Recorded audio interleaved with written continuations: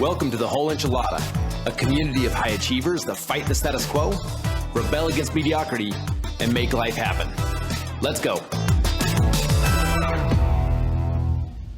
Hey, Enchilada Nation, super excited to be with you today to share with you a few things that are on my mind right now in this solo cast. As you guys know, there are some interesting things going on in our world, in our economy, and in the landscape of our business right now, which is causing us to sit back and have to recreate how we succeed. For the majority of us, how we've succeeded in business over the last 5-10 years is completely different than how we have to approach it now. So one of the things that I get asked or called or asked to speak on all the time is, what is the magic button? What is the magic sauce, that special recipe of how to succeed in this market? So even though we're going into a new market, a new economy, and a new way the world is moving, yes, there are some new strategies that can be implemented. Even though there may be some new strategies that need and should be implemented, and there needs to be some creativity infused in creating those strategies, there's one thing that is going to be the great differentiator of the people that make it and win in the coming market and the people that fail. And this has been tried and true since really the beginning of time, regardless of what tools and technology was available and what was going on in the world. And that is your ability and commitment to work hard. Hard work. It was interesting. I had a conversation with a friend of mine the other day. We were to dinner and he made the comment that there was one thing that set him apart from everybody else, and that was his work ethic, his ability to work hard. And he sat and got quiet for a minute. And he said, unfortunately, the way our country is set up now, we're not building people with a great work ethic anymore. And it was an interesting turn of our conversation to sit and think about this next generation coming up. Are they seeing great examples of not only people that work hard, but people that have had to work hard through adversity? Because even though a lot of us have worked hard over the last 5-10 years and succeeding, we were working hard at a proven activity, a proven procedure and how to win. And we weren't necessarily working hard through adversity. It made me think about this painting. I'm going to hold it up for those of you watching on YouTube. And for those of you that are listening on the podcast, I will make this the cover picture for the podcast. But you could also look it up if you Google pull it one more mile. It's a picture of a workhorse. I love this picture. This was given to me by my dad in about 2005.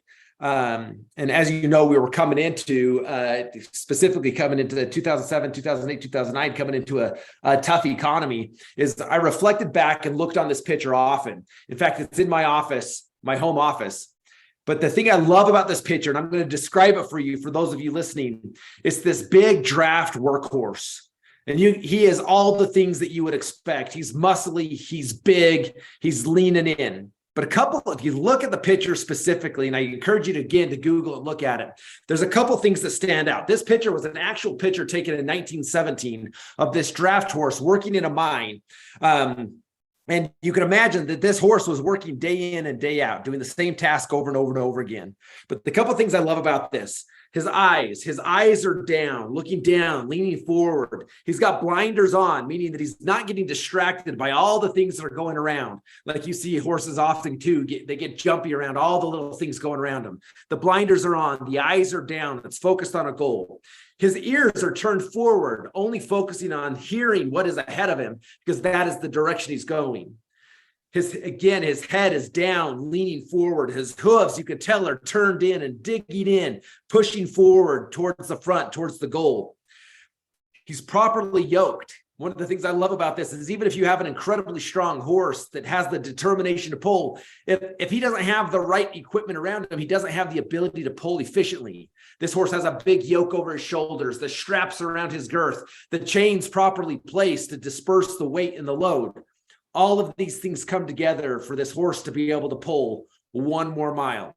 And when he pulls that one more mile, then he'll have the ability to pull one more mile behind that.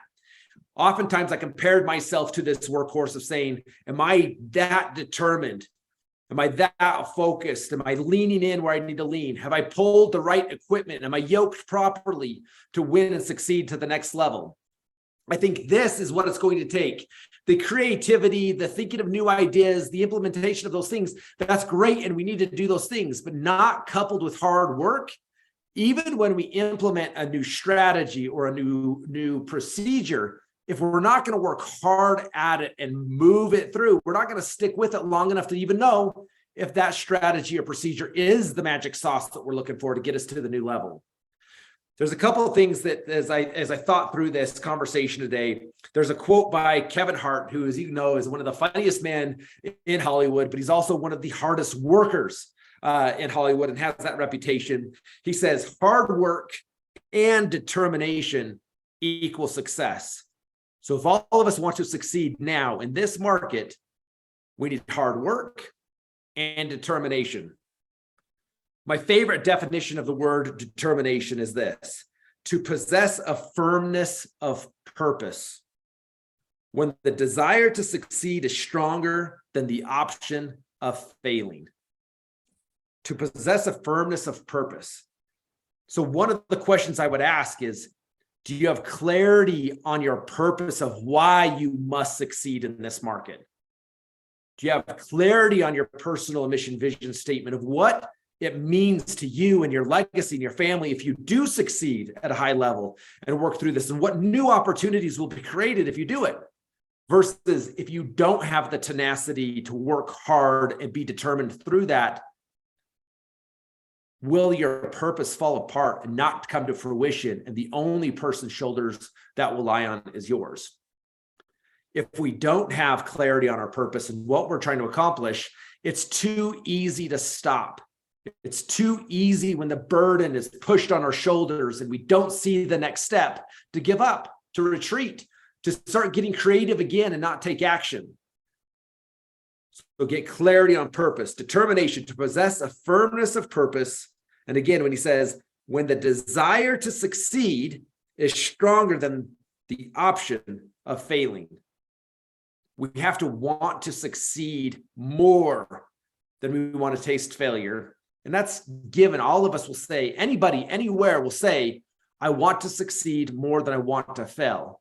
But if we stack up your activities and your calendar and your tools and your to-do and the way you're spending your time, would those things suggest that you really do want success more than you have fear around failure? I would make the argument that a lot of us, our words are saying we want to succeed more than we want to fail, but the way we use our time and our energy and the resources available to us would suggest otherwise. This is our opportunity in this market. Plato said, the harder you work, the luckier you get. And if you think about it, those in our industries, those who are saying they want to succeed but don't want to do the work, the way they point out the success of others is how lucky they are. Oh man, they're so lucky they have this. They are so lucky they're having this amount of success. But what they're not seeing is the amount of hard work, preparation, determination, and tenacity that went into creating what is perceived by that person to be luck, but was a direct result of that person applying hard work and determination. What makes you unstoppable in this market, this moment, this era of your life? What makes you unstoppable?